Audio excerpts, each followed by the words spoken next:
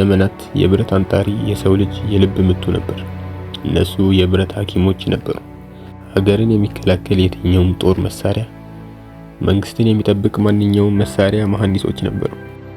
ብረት ቀጥቃጭ ተራ ሰራተኛ ነበር፣ የማህበረሰቡ ዋልታ ነበር እንጂ። ጅማ ከተማ ውስጥ ብሽሽ አካባቢ ተሻለና ሰራተኞቹ ይገኛሉ። በማህበረሰቡ ሁሌም እንደተገለሉ ናቸው። እነሱ ህይወታቸውን ለመግፋት ለልጆቻቸው የተሻለ ህይወትን የተሻለ ነገር ለመስጠት በዚህ ሙቀት ውስጥ ከእሳት ጋር ሁሌ እንደተፋለሙ ናቸው። ነገር ግን በማህበረሰቡ ዘንድ የተሰማሩበት ስራ ምክንያት ስማቸው በጥላቻ እንደተወሳ ነው። ከጉልበት በላይ ከከሰል አዋራ ጋር የማይለቅ አንድ ጥላሸት አለ። እሱም ማህበረሰቡ ለነሱና ለሙያቸው የሚሰጡት ስም ነው። በጣም ይሰማናል። ቀጥቃጭ የሚለው ነገር ይሰማን ነበር። እንደ አጠቃላይ ቀጥቃጭ ሲባል በቃ የኛ ስራ ነው ብዙ ነገር የሚሰራው በግብርናም ቢሆን በምንም ቢሆን የኛ ስራ ነው። ግን ቀጥቃጭ ይላል፣ ግን እጀ ጥበብ ነው የሚባለው። ይሄ ሙያ ከእሳት ባሻገር የማይታይ ክፍል አለው። አንዲት የፍጹምነትን ጊዜ ለማግኘት ረጅም የውድቀት የመቃጠልና የመጎዳትን ዓመታት የሚፈጅ ሙያ እንደሆነ ነግሮኛል። ሙያ መልመድ አለበት፣ ያው መቆየት አለበት። ልምዱ ለማግኘት ያው አንድ ላይ የሆነ ዝቅተኛ ስራ እየሰራ ልምዱ መውሰድ አለበት። ማለት ከመጀመሪያ አንስቶ እያየ ስራውን ከወደደው ያይገባታል፣ ይሰራል፣ ልምዱ ይወስዳል በቅርቡ። በአንጣሪና በማህበረሰቡ መካከል ያለው ልዩነት የማንነት ብቻ ሳይሆን የተሞክሮም ጭምር ነው። እኛ ከሩቅ ቁመን እንመለከታለን፣ እንፈርዳለን። ነገር ግን በዚያ ሙቀት ውስጥ ለመቆም ምን ያክል ችሎታና ጥንካሬ እንደሚያስፈልግ ምንም ሐሳብ የለንም። ቢለም ደስ ይለኛል። ሁሉ ስራ አድክማ በእርግጥ ሲያዩ ይገረማሉ። በቃ ግን ሲያገለግሉ ሲጠቀሙበት በጣም በቃ ጥሩ ስራ መሆኑን ይረዳሉ። ቀላልም ይመስላል ለተመልካች፣ ግን ክህሎት ብቻ ወዴት እንደሚወስዳቸው ገደብ አለው። እየተሻሻለ በሚሄደው ዓለም እነዚህ ሰራተኞች በሙያቸው ብቻ ሳይሆን በመሳሪያቸው ታግዘው የኢንቨስትመንት ጥማት ያለበት ስራ ክፍል ደረጃውን ለመጠበቅ ይታገላል። ከመንግስት ድጋፍ ብናገኝ ያው ማሽን ያስፈልገናል፣ መቁረጫ ያስፈልገናል፣ የብረት ፎርጆ ያስፈልገናል። በዚህ ወደ ዘመናዊነት ለመቀየር ሀሳቡ አለ። ያው ስንቆርጥ አሁን በጉልበት ነው እየቆረጥን ያለ ነው። በእንደዚህ አይነት እየቆረጥን በጉልበት ነው። ግን በኤሌክትሪክ ቢሆን የጉልበት ትንሽ ተጽዕኖ አይፈጥርበትም ማለት ነው። ጥሩ ነገር ስራ ነበረ።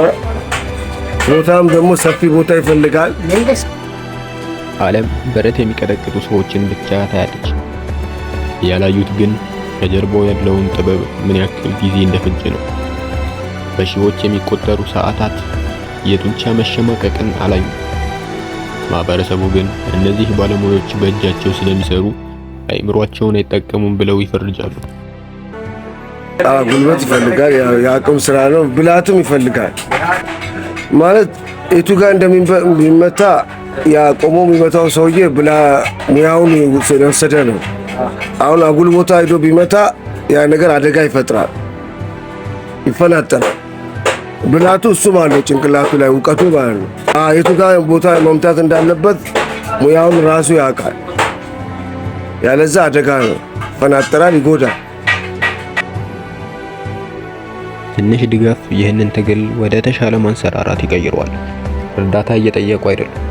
ሙያቸው አሁንም ለወደፊት አስፈላጊ መሆኑን የሚያስችል መሳሪያዎችን ነው እየጠየቁ ያሉት።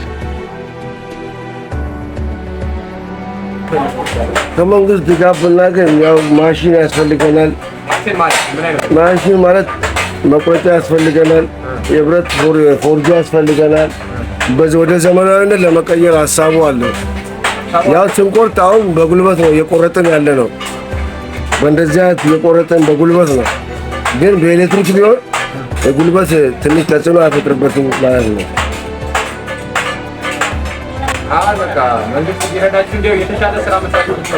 እንችል ነበር። ጥሩ ነገር ስራ ነበረ። ቦታም ደግሞ ሰፊ ቦታ ይፈልጋል። በዚህ ስራ መስክ ላይ ለመሳተፍ ከጉልበት ባሻገር ምን ያስፈልጋል ብዬ ጠየኳቸው። መልሳቸውም ስለ ትዕግስት ነበር። ማለት የቱ ጋር እንደሚመታ ያ ቆሞ የሚመታው ሰውዬ ብላ ሙያውን ስለወሰደ ነው። አሁን አጉል ቦታ ሄዶ ቢመታ ያ ነገር አደጋ ይፈጥራል፣ ይፈናጠናል። ብላቱ እሱ ማለት ነው፣ ጭንቅላቱ ላይ እውቀቱ ማለት ነው። ታሪክ በብዕር ተጻፈ ይባላል፣ ግን ደግሞ በእሳትና በብረትም ተቀጥቅጦ ተሰርቷል። ለዘመናት የሰው ልጅ ስልጣኔ የልብ ትርታ የሚሰማው ከአንጥረኛው መዶሻ ነበር። አንጥረኛው ምድርን የሚሰነጥቅ ማረሻ፣ ጠላትን የሚመክት ጎራዴ፣ ሕይወትን የሚቀጥፍ ጦር፣ ሁሉንም የሰጡን እነሱ ናቸው። ነገር ግን ዛሬ ያ የእሳት ወላፈን እየቀዘቀዘ ነው። በዘመናዊውና በቴክኖሎጂ በረቀቀው ዓለም ውስጥ አንጥረኛው እንደ ጥንታዊ ቅርስ እንጂ እንደ ትልቅ ባለሙያ መታየቱን አቁሟል። የእጁን ሥራ እየተጠቀምን እሱን ግን ረስተነዋል።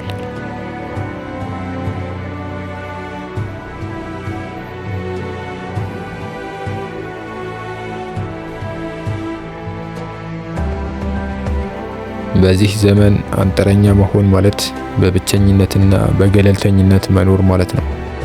ዓለም ወደ ኢንዱስትሪ ስትሸጋገር እነዚህን የጥበብ ሰዎች ወደ ዳር ገፋቻቸው። በአንድ ወቅት እንደ ቅዱስ ጥበብ ይታይ የነበረው ሙያ ዛሬ የድህነትና የኋላ ቀርነት ምልክት ተደርጎ ይወሰዳል።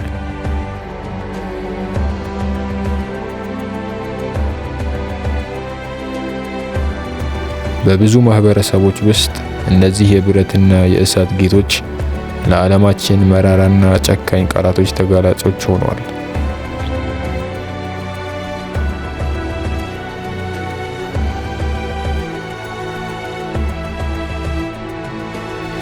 ድካማቸው አይመጥንም፣ ጥበባቸውን ዋጋ አይሰጠውም።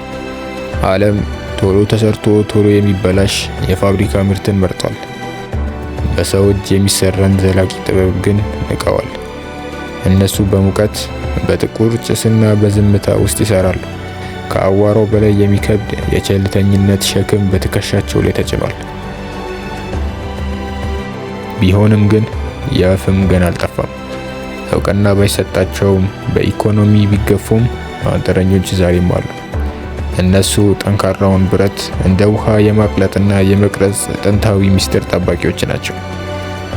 ለአንጥረኛ እውቅና መስጠት ማለት ለሰው ልጅ ጽናት እውቅና መስጠት ማለት ነው።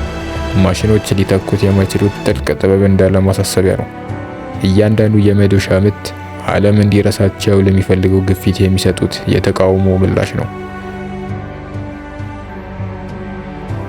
የእሳቱ ድምፅ ቀስ ብሎ ሊሰማ ይችላል፣ ግን አልበረደም። ፍሙ እስካለ ድረስ ደግሞ ሊነገር የሚገባው ትልቅ ታሪክ አለ። እስኪ እነዚህ ልጆች እንመልከት። እሳቱ የለበለባቸው፣ ብረቱ ያጎረበጣቸው፣ ላብ ያጠባቸው እጆች። እኚህ እጆች ናቸው ለገበሬው ምርት እንዲሰበስብ ማጭድ የሚሰጡት። እኚህ እጆች ናቸው ለቤታችን የመቁረጫና መቆፈር የሚፈጥሩት። ታዲያ እንዲህ ያለውን ከባድ መስዋዕትነት የሚከፍል ባለሙያን በምን መመዘኛ ነው የምናገለው? እንዲህ ያለውን ብርቱ ሰራተኛ በምን ሂሳብ ነው ዝቅ አድርገን የምንመለከተው?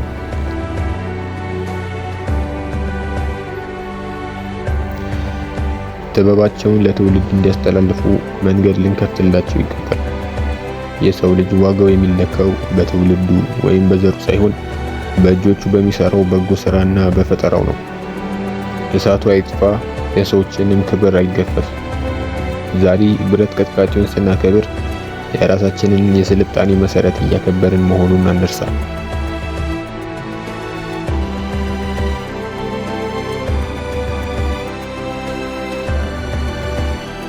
ታሪክን የቀጠቀጡ እጆችን እናክብር፣ ከእሳቱ በስተጀርባ ያለውንም ሰው እንዲህ።